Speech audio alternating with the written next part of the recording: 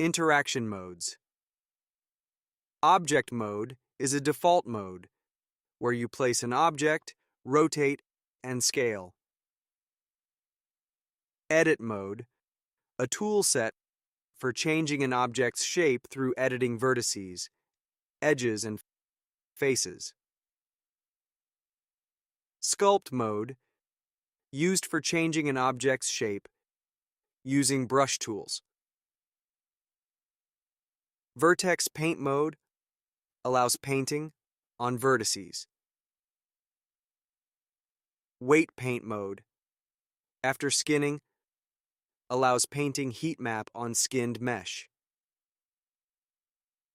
Texture paint mode allows painting texture on the mesh.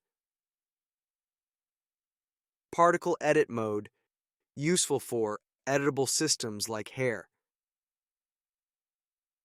Pose mode, used for constraining and keyframing armature bones. For easy change of modes, press Ctrl plus Tab, which display the menu of all modes.